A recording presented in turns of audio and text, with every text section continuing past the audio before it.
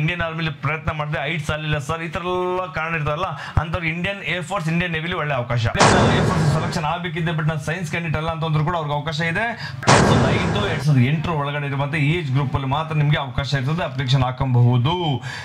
ಒಂದು ವರ್ಷ ಮುಂಚಿತವಾಗಿ ನಿಮಗೆ ಸೆಲೆಕ್ಷನ್ ಪ್ರೊಸೆಸ್ ನ ಕಂಟಿನ್ಯೂ ಮಾಡಿ.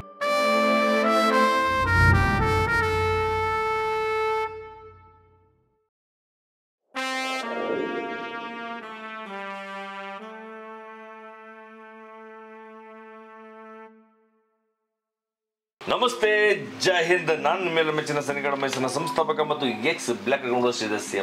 ಇವತ್ತು ಕೊಡ್ತಂತ ವಿಡಿಯೋ ಅಗ್ನಿವೀರ್ ವಾಯು ಇಂಡಿಯನ್ ಏರ್ ಫೋರ್ಸ್ ನೋಟಿಫಿಕೇಶನ್ ಮುಂಚಿತವಾಗಿ ಬಿಡಲಾಗಿತ್ತು, ಇವಾಗ ಆನ್ಲೈನ್ ಅಪ್ಲಿಕೇಶನ್ ಬಿಡಲಾಗಿತ್ತು. ಕೇವಲ ಶಾರ್ಟ್ ಟೈಮ್ ಇರ್ತದೆ, ಜನವರಿ 7th ಇಂದ ಜನವರಿ 27 ತನಕ 20 ಡೇಸ್ ಮಾತ್ರ ನಿಮ್ಗೆ ಹತ್ರ ಅವಕಾಶ ಇರ್ತದೆ. Invites online application from unmarried Indian male and female, ಗಂಡು ಮಕ್ಕಳು ಮತ್ತು ಹೆಣ್ಮಕ್ಳು ಇಬ್ಬರಿಗೂ ಅವಕಾಶ ಇದೆ. Selection test for Agniveer Vayu intake 2026 January ತಗೊಳ್ತಾ ಇರೋದು. ಜಾನ್ವರಿ ನಲ್ಲಿಗೆ ಈಗಲಿಂದಲೇ ಒಂದು ವರ್ಷ ಮುಂಚಿತವಾಗಿ ನಿಮಗೆ ಸೆಲೆಕ್ಷನ್ ಪ್ರೊಸೆಸ್ ನ ಕಂಟಿನ್ಯೂ ಮಾಡ್ತಿದ್ದಾರೆ. ಎಕ್ಸಾಮ್ ಆಗಿ, ಫಿಸಿಕಲ್ ಫಿಟ್ನೆಸ್ ಆಗಿ, ಮತ್ತೆ ಅಡ್ಮಿಟ್ ಟೆಸ್ಟ್ ಆಗಿ ಸೆಲೆಕ್ಷನ್ ಆದ ನಂತರ ನೆಕ್ಸ್ಟ್ ಅವ್ರಿಗೆ ಟ್ರೈನಿಂಗ್ ನಡೆಸುವಂತದ್ದು 2026 ಜಾನ್ವರಿ ಅಂತ ತಿಳಿಸಲಾಗಿದೆ. ಅವ್ರಿಗೆ ಎಕ್ಸಾಮ್ ಯಾವಾಗ ನಡೆಸ್ಕೊಡ್ತಾನೆ 22 ಮಾರ್ಚ್ 2025 ಆನ್ವರ್ಡ್ಸ್. ಅದು ತುಂಬಾ ಶಾರ್ಟ್ ಟೈಮ್ ಇದೆ, ಕೇವಲ ಇನ್ನು 2.5 ತಿಂಗಳ ಮಾತ್ರ ಟೈಮ್ ಇದೆ. 2.5 ತಿಂಗಳಲ್ಲಿ ನೀವು ಕೂಡ ಎಕ್ಸಾಮ್ ಗೆ ತಯಾರಿ ಮಾಡ್ಕೋಬೇಕಾಗ್ತದೆ.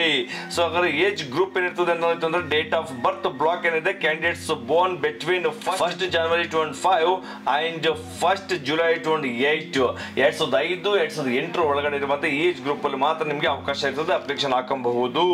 ಇದರಲ್ಲಿ ತಿಳಿಸಲಾಗಿದೆ, the selection test is not for selection as commission officers, pilot, navigator, airman. ಇದು ಯಾವುದೇ ರೀತಿ ಪೈಲಟ್ಗೆ, ನೇವಿಗೇಟರ್ಗೆ ಅಥವಾ ಕಮಿಷನ್ ಆಫೀಸರ್ಗೆ ಅಥವಾ ಏರ್ಮನ್ಗೆ ಅಲ್ಲ.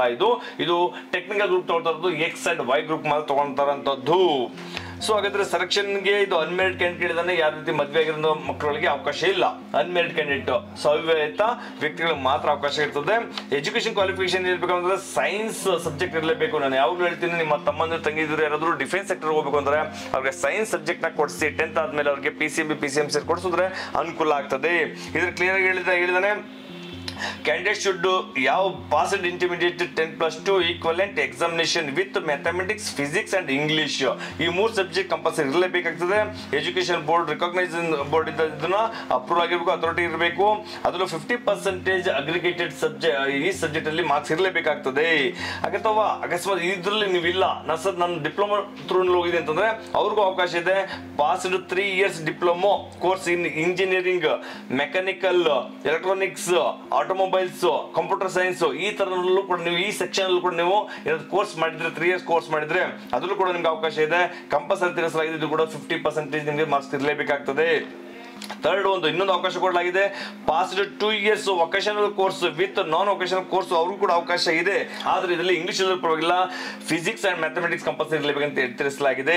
ಮತ್ತೊಂದು ಕೊಡಲಾಗಿದೆ ಇದರಲ್ಲಿ ಅದರ್ ದೆನ್ ಸೈನ್ಸ್ ಸಬ್ಜೆಕ್ಟ್. ಯಾರು ಸೈನ್ಸ್ ಅಲ್ಲ ಸರ್, ನಾನು ಪ್ರಾಬ್ಲಮ್ ಆಗುತ್ತಲ್ಲ, ನನಗೆ 10+2 ಆಗಿದೆ, ಕಾಮರ್ಸ್ ಆಗಿದೆ, ಅಥವಾ ನನಗೆ ಇಂಡಿಯನ್ ಏರ್ ಫೋರ್ಸ್ ಸೆಲೆಕ್ಷನ್ ಆಗಬೇಕಿದೆ, ಬಟ್ ನಾನು ಸೈನ್ಸ್ ಕ್ಯಾಂಡಿಡೇಟ್ ಅಲ್ಲ ಅಂತಂದ್ರೂ ಕೂಡ ಅವ್ರಿಗೆ ಅವಕಾಶ ಇದೆ. Passed intermediate 10+2 equivalent examination in any stream subject from education board recognized by central, state ಅಥವಾ UT with minimum 50% aggregated and 50% in English. English ಒಂದು ಸಬ್ಜೆಕ್ಟ್ ಕಂಪಲ್ಸರಿ ಬೇಕು. ಇಂಗ್ಲಿಷ್ ಬಿಟ್ಟು ಬಾಕಿ ಸಬ್ಜೆಕ್ಟ್ ಯಾವುದೇ ಇದ್ರೂ ಕೂಡ ನಿಮಗೂ ಕೂಡ ಅವಕಾಶ ಇದೆ. ಇದು ಎಕ್ಸ್ ಮತ್ತೆ ವೈ ಗ್ರೂಪ್ ತಗೋತಾನೆ. ಎಕ್ಸ್ ಮತ್ತು ವೈ ಗ್ರೂಪ್ ಅಲ್ಲಿ ಏನಪ್ಪ ವ್ಯತ್ಯಾಸ ಅಂತಂದ್ರೆ, ಎಕ್ಸ್ ಗ್ರೂಪ್ ಸ್ವಲ್ಪ ಅಪ್ಗ್ರೇಡ್ ಬರುತ್ತೆ, ಮತ್ತೆ ವೈ ಗ್ರೂಪ್ ಅದಕ್ಕಿಂತ ಲೋ ಗ್ರೇಡ್ ಬರುತ್ತೆ. ವೈ ಗ್ರೂಪ್ ಅಂದ್ರೆ GD ಲೆವೆಲ್ ಹೋಗ್ತಾರಲ್ಲ ಸೋಲ್ಜರ್ಸ್ ಗಳೆಲ್ಲ, ಅದೆಲ್ಲ ವೈ ಗ್ರೂಪ್ ಬರುವಂತದ್ದು. ಎಕ್ಸ್ ಗ್ರೂಪ್ ಟೆಕ್ನಿಕಲ್ ಲೆವೆಲ್ ಹೋಗುವಂತದ್ದು, ಕ್ಲರ್ಕ್, ಟೆಕ್ನಿಕಲ್ ಈ ತರ ಗ್ರೂಪ್ ಹೋಗ್ತಾರಲ್ಲ ಅವರೆಲ್ಲ ಎಕ್ಸ್ ಗ್ರೂಪ್ ಬರ್ತಾರೆ. PST ಏನಿರುತ್ತೆ, ಫಿಸಿಕಲ್ ಸ್ಟ್ಯಾಂಡ್ ಟೆಸ್ಟ್ ಎತ್ತರ ಅಂತಂದ್ರೆ ಅರ್ಥ ಮೇಲ್ಗೆ 152 ಸೆಂಟಿಮೀಟರ್. ಯಾರಾದ್ರೂ ಗಿಡ್ಡಿಗಿದ್ದೇನೆ ಸರ್, ಎತ್ತರ ಇಲ್ಲ ನನಗೆ, ನಾನು ಇಂಡಿಯನ್ ಆರ್ಮಿಲಿ ಪ್ರಯತ್ನ ಮಾಡಿದ್ರೆ 5 ಸಾಲಿಲ್ಲ ಸರ್, ಈ ತರ ಎಲ್ಲ ಕಾರಣ ಇರ್ತಾರಲ್ಲ ಅಂತವ್ರು ಇಂಡಿಯನ್ ಏರ್ ಫೋರ್ಸ್, ಇಂಡಿಯನ್ ನೇವಿಲಿ ಒಳ್ಳೆ ಅವಕಾಶ. ಅದ್ರ ಹೈಟ್ ಕಡಿಮೆ ಇದ್ರೂ ನಡೆಯುತ್ತೆ. ಆಲ್ಮೋಸ್ಟ್ ನಮ್ಮ ಸೌತ್ ಇಂಡಿಯಾದಲ್ಲಿ 157+ ಹೈಟ್ ಇದೇ ಇರ್ತಾರೆ. ಇದು 152 ಕೇಳಿದಾನೆ. ಫಿಮೇಲ್ಗೆ 150 ಇದ್ರೆ ಸಾಕು, ಅವ್ರಿಗೂ ಒಳ್ಳೆ ಅವಕಾಶ ಇದೆ, ನೀವು ಕೂಡ ಜಾಯ್ನ್ ಆಗಬಹುದು. ಜೊತೆಗೆ ವೇಟ್ ಏನಿದೆ, ಹೈಟ್ ಮತ್ತೆ ಏಜ್ ಮೇಲೆ ಡಿಪೆಂಡ್ ಮಾಡಿ ನಿಮಗೆ. ಸೊ ತೂಕ ವೆಯ್ಟ್ ಕ್ಯಾಲ್ಕುಲೇಷನ್ ಮಾಡ್ತಾರೆ, ಅದು ಕೂಡ ನಡೆಯುತ್ತೆ. ಚೆಸ್ಟ್ ಇದೆ, ಚೆಸ್ಟ್ 77 ನಾರ್ಮಲ್ ಇರಬೇಕು, 5 ಸೆಂಟಿಮೀಟರ್ ಎಕ್ಸ್ಪೆನ್ಷನ್ ಮಾಡಬೇಕು, ಟೋಟಲ್ 82 ಇರಬೇಕಾಗ್ತದೆ. ಇಷ್ಟು ಚೆಸ್ಟ್ ಮಾತ್ರ ನೀವು ಮೇಂಟೈನ್ ಮಾಡಲೇಬೇಕಾಗ್ತದೆ. ಅಗ್ನಿವೀರ ವಾಯು ನಿಮಗೆ ಈಗಲೂ ತಿಳಿಸಿರುವಂತೆ ಮಿಲಿಟರಿನಲ್ಲಿ Indian Army, Indian Air Force, Indian Navy ಮೂರಕ್ಕೂ ಸಂಬಂಧಪಟ್ಟಂತೆ ಅಗ್ನಿವೀರ 4 ವರ್ಷಕ್ಕೆ ಮಾತ್ರ ಮೊದಲು ಇರ್ತದೆ. ಅದರಲ್ಲೂ ಕೂಡ ನಿಮ್ಮ ಒಂದು ಪರ್ಫಾರ್ಮೆನ್ಸ್ ಚೆನ್ನಾಗಿತ್ತು ಅಂತಂದ್ರೆ ನೀವು ಕಂಟಿನ್ಯೂ ಮಾಡ್ಲಿಕ್ಕೆ ಕೂಡ ಅವಕಾಶ ಇದೆ. ಅಲ್ಲೂ ಕೂಡ ಡೈರೆಕ್ಟ್ ಆಫೀಸರ್ ಆಗ್ಲಿಕ್ಕೂ ಕೂಡ ಅವಕಾಶಗಳಿರ್ತದೆ. ಬರೀ 4 ಇಯರ್ಸ್ ವಾಪಸ್ ಬರ್ಬೇಕು ಅಂತ ಏನಿಲ್ಲ. ನಿಮ್ಮ ಪರಿಶ್ರಮ, ನಿಮ್ಮ ಆಸಕ್ತಿ ಇನ್ನೂ ಬೆಳೆಯೋಕೆ ಅವಕಾಶಗಳು ಇರ್ತವೆ. ಒಳಗಡೆ ಹೋದ್ಮೇಲೆ ತುಂಬಾ ಅವಕಾಶಗಳು ಸಿಗ್ತವೆ. ನೀವು ಅದ್ರೂ ಕೂಡ ಕಂಟಿನ್ಯೂ ಮಾಡ್ಲಿಕ್ಕೆ ಕೂಡ ಅವಕಾಶಗಳು ಇರ್ತದೆ. ಹಾಗೆ ಸರ್ ಎಕ್ಸಾಮ್ ಬಗೆಹರಿಸ್ತೀನಿ. ಎಕ್ಸಾಮ್ ಆನ್ಲೈನ್ ಟೆಸ್ಟ್ ಇರ್ತದೆ. ಇದು ಕಂಪ್ಯೂಟರ್ ಬೇಸ್ಡ್ ಆನ್ಲೈನ್ ಟೆಸ್ಟ್ ನಡೆಸುವಂತದ್ದು. ಯಾವ ರೀತಿ ಮ್ಯಾನ್ಯುವಲ್ ಆಗಿ ಅಥವಾ ಆಫ್ಲೈನ್ ಯಾವ್ದು ಕೂಡ ಟೆಸ್ಟ್ ನಡೆಸಲ್ಲ. ಸೈನ್ಸ್ ಸಬ್ಜೆಕ್ಟ್ ಇಂದ ಯಾರ್ಯಾರು ಎಕ್ಸಾಮ್ ಅಟೆಂಡ್ ಮಾಡ್ತಿದ್ರೆ ಅವ್ರಿಗೆಲ್ಲರೂ ಕೂಡ 70 ಕ್ವಶನ್ಸ್ ಇರುತ್ತೆ, 60 ಮಿನಿಟ್ಸ್ ಟೈಮ್ ಇರುತ್ತೆ. ಹಾಗೆ ಕ್ವಶನ್ ಎಷ್ಟಿರುತ್ತೆ ಅಂದ್ರೆ ಇಂಗ್ಲಿಷ್ 20 ಕ್ವಶನ್ಸ್, 25 ಮತ್ತೆ 25 ಫಿಸಿಕ್ಸ್ ಮತ್ತೆ ಮ್ಯಾಥ್ಸ್ ಕೊಡ್ತಾನೆ. ಟೋಟಲ್ ನಿಮಗೆ 70 ಕ್ವಶನ್ಸ್, 70 ಮಾರ್ಕ್ಸ್ ಇರುತ್ತೆ. ಈಚ್ ಕ್ವಶನ್ 1 ಮಾರ್ಕ್ಸ್ ಇರುತ್ತೆ. Negative marks, wrong answer tick ಮಾಡಿದ್ರೆ 0.25 ಮಾರ್ಕ್ಸ್ ಕಟ್ ಆಗ್ತದೆ. ನೆಕ್ಸ್ಟ್ ನಾನು ಅದರದ್ದೇನು ಸೈನ್ಸ್ ಸಬ್ಜೆಕ್ಟ್ ಇಲ್ಲ ಸರ್ ನಾನು ಅಟೆಂಡ್ ಮಾಡಬೇಕು ಅಂತ ಹೇಳ್ತಿಲ್ಲ. ವೈ ಗ್ರೂಪ್ ಕೂಡ ಅವಕಾಶ ಇದೆ. ಆದ್ರೆ 45 ಮಿನಿಟ್ಸ್ ಇರುತ್ತೆ. ಟೋಟಲ್ 50 ಕ್ವಶನ್ಸ್ ಇರುತ್ತೆ. ಯಾರಿಗೆ ಅಂತಂದ್ರೆ ಇಂಗ್ಲಿಷ್ 20 ಕ್ವಶನ್ಸ್ ಇರುತ್ತೆ. ಮತ್ತೆ ಇದೆಲ್ಲ ಬರುವಂತ reasoning and general awareness 30 questions ಇರುತ್ತೆ. ಟೋಟಲ್ ನಿಮಗೆ 30 ಕ್ವಶನ್ಸ್ ಪ್ಲಸ್ 20 ಕ್ವಶನ್ಸ್ 50 ಕ್ವಶನ್ಸ್ ಇರುತ್ತೆ. 50 ಕ್ವಶನ್ಸ್ 45 ಮಿನಿಟ್ಸ್ ಇರುತ್ತೆ. ಅದರರ್ಥ ಒಂದು ಕ್ವಶನ್ಗೆ 1 ಮಿನಿಟ್ ಗಿಂತನೂ ಕೂಡ ಸಮಯ ಕಡಿಮೆ ಇದೆ. ಅದ್ರ ಕೂಡ ನೀವು ತುಂಬಾ ಫಾಸ್ಟ್ ಆಗಿ ನೀವು ವರ್ಕ್ ಮಾಡಿ ಅಟೆಂಡ್ ಮಾಡಬೇಕಾಗ್ತದೆ. ನೆಕ್ಸ್ಟ್ ಸರ್ ನಾನು ಸೈನ್ಸ್ ಕ್ಯಾಂಡಿಡೇಟ್, ನಾನು 2 ಕೂಡ ಅಟೆಂಡ್ ಮಾಡ್ಬೋದಾ? ಖಂಡಿತ ಅಟೆಂಡ್ ಮಾಡ್ಬೋದು ನೀವು. 70 ಕ್ವಶನ್ಸ್, ಸೊ ನೀವು ಸೈನ್ಸ್ ಸಂಬಂಧಪಟ್ಟಂತೆ ಮತ್ತೆ ಇನ್ನೊಂದು other science subject 50 questions, total 120 ಕ್ವಶನ್ಗಳು ಅಟೆಂಡ್ ಮಾಡ್ಬೋದು. 85 ಮಿನಿಟ್ ಟೈಮ್ ನಿಮ್ಗೆ ಕೊಡ್ತಾರೆ. ಅದು ಕೂಡ ನೀವು ಕೂಡ ಸೊ ಅಟೆಂಡ್ ಮಾಡಿ ಎರಡರಲ್ಲಿ ಯಾವ್ದಾದ್ರು ಒಂದು ಸೆಲೆಕ್ಷನ್ ಆಗಬಹುದು. ಅಪ್ಲಿಕೇಶನ್ ಆದ ನಂತರ ನಿಮ್ಗೆ ಅಡ್ಮಿಟ್ ಕಾರ್ಡ್ 15 ಡೇಸ್ ಬಿಫೋರ್ ಬರುತ್ತೆ. 22 ಮಾರ್ಚ್ಗೆ ಎಕ್ಸಾಮ್ ಇರೋ ಕಾರಣ 15 ದಿನಕ್ಕಿಂತ ಮುಂಚೆ ನಿಮಗೆ ಅಡ್ಮಿಟ್ ಕಾರ್ಡ್ ಬರುತ್ತೆ. ಅಪ್ಲಿಕೇಶನ್ ಹಾಕುವಾಗ ಬೇಕಿರುವಂತಹ ಡಾಕ್ಯುಮೆಂಟ್ಸ್ ಏನಪ್ಪಾ ಅಂತಂದ್ರೆ domicile certificate, marks card original, 10th ಮತ್ತೆ 10+2 ಅಥವಾ ಯಾವ್ದು ನೀವು ಯಾವ ಸಬ್ಜೆಕ್ಟ್ ಮೇಲೆ ನೀವು ಅಪ್ಲಿಕೇಶನ್ ಆಗ್ತಾ ಇದ್ರೆ ಆ ಸಬ್ಜೆಕ್ಟ್ ನಿಮ್ಮ ಹತ್ರ ಮಾರ್ಕ್ಸ್ ಕಾರ್ಡ್ ಇರಬೇಕಾಗ್ತದೆ.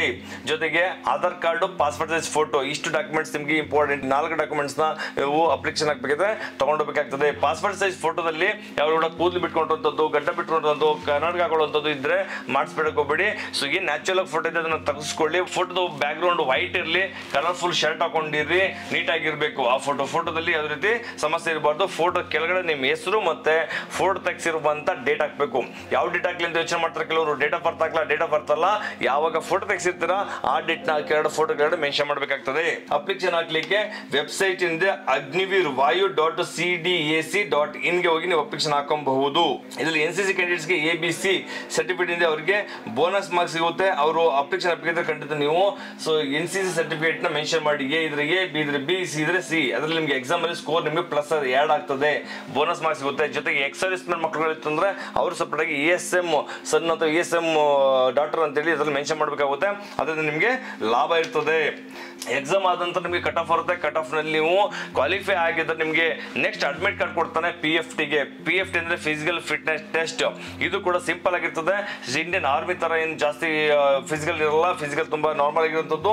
ಅದನ್ನು ಕೂಡ ಹೇಳ್ತೀನಿ. 1.6 ಕಿಲೋಮೀಟರ್ ಮೇಲ್ಗೆ 7 ನಿಮಿಷ ಟೈಮ್ ಇರುತ್ತೆ. 1600 ಮೀಟರ್ ಆರಾಮಾಗಿ ನೀವು ಓಡ್ ಬರಬಹುದು.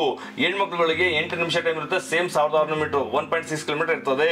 ಸೊ ಮೇಲ್ಗೆ ಕೆಲವೊಂದು ಫಿಸಿಕಲ್ ಫಿಟ್ನೆಸ್ ಆಕ್ಟಿವಿಟೀಸ್ ಏನಿದೆ ಅದರಲ್ಲಿ 10 ಪುಷಪ್ಸ್ ಇರುತ್ತೆ, 1 ಮಿನಿಟ್ ಹೊಡಿಬೇಕು. 10 ಸಿಟಪ್ಸ್ ಇರುತ್ತೆ, 1 ಮಿನಿಟ್ ಹೊಡಿಬೇಕು. 20 ಸ್ಕ್ವಾಟ್ಸ್ ಇರುತ್ತೆ, 1 ಮಿನಿಟ್ ಹೊಡಿಬೇಕು. ಏನ್ ದೊಡ್ಡದೇನಲ್ಲ, ಸ್ವಲ್ಪ ಟೈಮ್ ಪ್ರಾಕ್ಟೀಸ್ ಮಾಡಿದ್ರೆ ಸಾಕು, ಆರಾಮಾಗಿ ಆಗ್ಬಿಡ್ತದೆ. ಫಿಮೇಲ್ಗೆ 10 ಸಿಟಪ್ಸ್ ಇರುತ್ತೆ 1 ಮಿನಿಟ್ 30 ಸೆಕೆಂಡ್ಸ್ ಅಲ್ಲಿ. 15 ಸ್ಕ್ವಾಟ್ಸ್ ಇರುತ್ತೆ 1 ಮಿನಿಟ್ ಅಲ್ಲಿ. ಇದು ಕೂಡ ನೀವು ಸೊ ಆರಾಮಾಗಿ ಈಸಿಯಾಗಿ ಪ್ರಾಕ್ಟೀಸ್ ಮಾಡಿದ್ರೆ ಆಗ್ಬಿಡ್ತದೆ. ಅಕಸ್ಮಾತ್ ಫಿಸಿಕಲ್ ಫಿಟ್ನೆಸ್ ಪಾಸ್ ಆದ ನಂತರ ನೆಕ್ಸ್ಟ್ ನಿಮ್ಗೆ ನಡೆಯುವಂಥದ್ದು ಅಡಾಪ್ಟಿವಿಟಿ ಟೆಸ್ಟ್. ಅದು ಫೇಸ್ 2 ಅಂತ ಹೇಳ್ತೀವಿ. ಅಡಾಪ್ಟಿವಿಟಿ ಟೆಸ್ಟ್ ಕೂಡ ಇಂಪಾರ್ಟೆಂಟ್. ಏನು ಫೇಸ್ 1 ಅಲ್ಲಿ ಎಕ್ಸಾಮ್ ನೀವು ಅಟೆಂಡ್ ಮಾಡಿದ್ದೀರಾ, ಏನು ಫಿಸಿಕಲ್ ನೀವು ಅಟೆಂಡ್ ಮಾಡಿದ್ದೀರಾ, ಅದ್ರ ಕ್ವಾಲಿಫೈ ಆಗಿದ್ದೀರಾ. ನೆಕ್ಸ್ಟ್ ಇರುವಂಥದ್ದು ನಿಮಗೆ ಇದು ಕೂಡ ಇಂಪಾರ್ಟೆಂಟ್ ಅಡಾಪ್ಟಿವಿಟಿ ಟೆಸ್ಟ್. ಅಡಾಪ್ಟಿವಿಟಿ ಟೆಸ್ಟ್ ಅಲ್ಲಿ ನೀವು ಕ್ವಾಲಿಫೈ ಆಗಿಲ್ಲ ಅಂದ್ರೂ ಕೂಡ ನೀವು ಔಟ್ ಆಗೋ ಚಾನ್ಸ್ ಇರುತ್ತೆ. ಅಡಾಪ್ಟಿವಿಟಿ ಟೆಸ್ಟ್ ಆದ ನಂತರ ನಿಮಗೆ ಮೆಡಿಕಲ್ ಆಗುತ್ತೆ. ಮೆಡಿಕಲ್ ಆದ ನಂತರ ನಿಮಗೆ ಸೊ ಡಾಕ್ಯುಮೆಂಟೇಷನ್ ಕ್ಲಿಯರ್ ಮಾಡಿಕೊಂಡು ಮೆರಿಟ್ ಲಿಸ್ಟ್ ವೇಟ್ ಮಾಡಬೇಕಾಗುತ್ತೆ. ಮೆರಿಟ್ ಲಿಸ್ಟ್ ಕೂಡ ಡೇಟ್ ಕೊಡಲಾಗಿದೆ. ಮೆರಿಟ್ ಲಿಸ್ಟ್ ಯಾವ ಬರುತ್ತೆ ಅಂತ ತಿಳಿಸಲಾಗಿದೆ. ಸೊ ಇದು 14th ನವೆಂಬರ್ 2025 ಅದನ್ನು ಕೂಡ ಕೊಟ್ಬಿಟ್ಟಿದ್ದಾನೆ. ಪ್ರೊವಿಷನ್ ಸೆಲೆಕ್ಷನ್ ಲಿಸ್ಟ್ ಏನಿದೆ 14 ನವೆಂಬರ್ 2025 ಕೊಟ್ಬಿಡ್ತಾನೆ. ಅದು ಕೂಡ ತುಂಬಾ ಲೇಟ್ ಮಾಡಕ್ ಹೋಗಲ್ಲ. ಅವಾಗಲೂ ಕೂಡ ಅದು ಕೂಡ ನೀವು ತಯಾರಿ ಮಾಡ್ಕೊಬಹುದು. ನೆಕ್ಸ್ಟ್ ಡೈರೆಕ್ಟ್ಲಿ ನೀವು January 2026 ಒಳಗಡೆ ಇನ್ ಆಗ್ಬಹುದು. ಇಂಡಿಯನ್ ಏರ್ ಫೋರ್ಸ್ ಅಲ್ಲಿ ಒಳಗಡೆ ಇನ್ ಆಗ್ಬೋದು. ಇನ್ನಷ್ಟು ಮಾಹಿತಿ ಇರ್ತದೆ, ನೋಟಿಫಿಕೇಶನ್ ನಾನು ಡಿಸ್ಕ್ರಿಪ್ಷನ್ ಹಾಕಿರ್ತೀನಿ, ಲಿಂಕ್ ಹಾಕಿರ್ತೀನಿ, ಅಥವಾ ಇದನ್ನು ಕೂಡ ನನ್ನ ಸ್ಕ್ರೀನ್ ಶೋ ಮಾಡಿರ್ತೀನಿ. ನೀವು ಅದನ್ನ ಚೆಕ್ ಮಾಡಿಕೊಂಡು ನೀವು ಅದನ್ನು ತಿಳ್ಕೊಬಹುದು. ನಮ್ಮ ಸೈನಿಕರು ಮೈಸೂರಿನಲ್ಲಿ NDA national defence academy, CDS, AFCAT ಜೊತೆಗೆ Indian Air Force, Indian Navy, Agniveer Vayu ಮತ್ತೆ ಅಗ್ನಿವೀರ್ ನೇವಿ ಈ ಮಕ್ಕಳು ಕೂಡ ತಯಾರಿ ಮಾಡ್ತಾ ಇದ್ವಿ. ಇವಾಗ ತಾನೇ ಸೆಲೆಕ್ಷನ್ ಹೋಗಿರುವಂತ ಮಕ್ಕಳು ನೀವು ನೋಡಿರಬಹುದು. ಸೊ ಈ ಅಗ್ನಿವೀರ್ ನೇವಿ ಏನಿದೆ SSR ಮಕ್ಕಳು ಆಲ್ರೆಡಿ ಸೆಲೆಕ್ಷನ್ ಡ್ಯೂಟಿಗೆ ಹೋಗಿದ್ದಾರೆ. ಇನ್ನು ಅಗ್ನಿವೀರ್ ವಾಯುನಲ್ಲೂ ಕೂಡ ಮಕ್ಕಳನ್ನ ಸೆಲೆಕ್ಷನ್ ಮಾಡುವಂತ ತಯಾರಿ ನಾವು ಮಾಡ್ತಾ ಇದ್ವಿ. ಇನ್ನು ಕೇವಲ 2 ತಿಂಗಳು 3 ತಿಂಗಳ ಟೈಮ್ ಇದೆ. ಯಾರಾದ್ರೂ ಆಸಕ್ತ ಆಕಾಂಕ್ಷಿಗಳಿದ್ರೆ ನಮ್ಮ ಸೈನಿಕರು ಮೈಸೂರು ಬಂದು ನಿಮ್ಮ ಉಜ್ವಲ ಭವಿಷ್ಯ ರೂಪಿಸ್ಕೊಳ್ಳಿ. ನಮ್ಮಲ್ಲಿ ನಿಮಗೆ ರಿಟರ್ನ್ ಎಕ್ಸಾಮ್ ಆಗಿರ್ಬೋದು, ಫಿಸಿಕಲ್ ಫಿಟ್ನೆಸ್ ಆಗಿರ್ಬೋದು, ಅಪ್ಲಿಕೇಶನ್ ಹಾಕೊಡುವಂಥದ್ದು, ಡಾಕ್ಯುಮೆಂಟೇಶನ್ ಹೆಲ್ಪ್ ಮಾಡುವಂಥದ್ದು, weekly test, medical checkup, special care ತಗೊಂಡು ನಿಮ್ಮನ್ನು ತಯಾರು ಮಾಡುವಂತ ತಯಾರಿ ನಮ್ಮಲ್ಲಿ ಇದೆ. ಯಾರು ಆಸಕ್ತ ಆಕಾಂಕ್ಷಿಗಳಿದ್ರೆ ನಮ್ಮ ಸೈನಿಕರು ಮೈಸೂರಿಗೆ ನೀವು ಬಂದು ಕಾಂಟ್ಯಾಕ್ಟ್ ಮಾಡಿ. ಥ್ಯಾಂಕ್ ಯು, ನಮಸ್ತೆ, ಜೈ ಹಿಂದ್.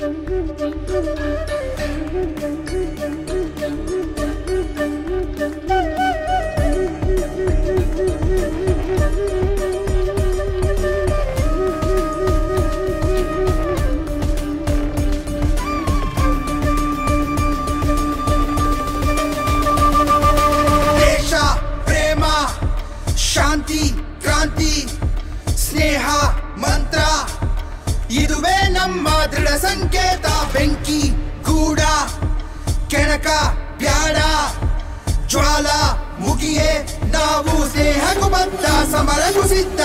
बोलो भारत माता की, बोलो भारत माता की, बोलो भारत माता की.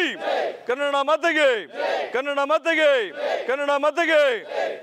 ಜಯವೆನ್ನಿ ಜಯವೆನ್ನಿ ಮತ್ತೆ ಮತ್ತೆ ಜಯವೆನ್ನಿ, ಮನ ತುಂಬಿ ಜಯವೆನ್ನಿ ಭಾರತಾಂಬೆಗೆ. ಜಯವೆನ್ನಿ ಜಯವೆನ್ನಿ ಮತ್ತೆ ಮತ್ತೆ ಜಯವೆನ್ನಿ, ವಿಶ್ವವನ್ನೇ ಬೆಳಗಿಸುವ ಭಾರತಾಂಬೆಗೆ. ಗಂಧ ಜೀವಾದಾತು ಸತ್ಯ ಧರ್ಮದ ರೆಕ್ಕೆಯೋ, ಸೈನ್ಯದ ಕಿಡಿಯು ಸಿಡಿಲಿನಂತೆ ಹತ್ತಿ ಪಡೆಯೋ ಬೇಟೆಯೋ. ಯುದ್ಧಕ್ಕಾಗಿ ಸಿದ್ಧರಾಗಿ ಸಿಡಿಲ ಮರಿಗಳೇ, ಹೆಜ್ಜೆ 2 ದಾರಿ ಹಲವು ವಿಶ್ವ ಗುಡಿಗಳೇ. ನಮ್ಮದಿ ಬಾವುಟ ನೀಲಿ ನವದಿ ಹಾರುತ್ತ, ನಮ್ಮದಿ ಭೂಪಟ ತಾರೆಯಂತೆ ಮಿನುಗುತ್ತ. ನಮ್ಮದಿ ಬಾವುಟ ತಾಯಿ ಪ್ರೀತಿ ತೋರುತ್ತ, ನಮ್ಮದಿ ಭೂಪಟ ಧರ್ಮವನ್ನು ಸಾರುತ್ತ.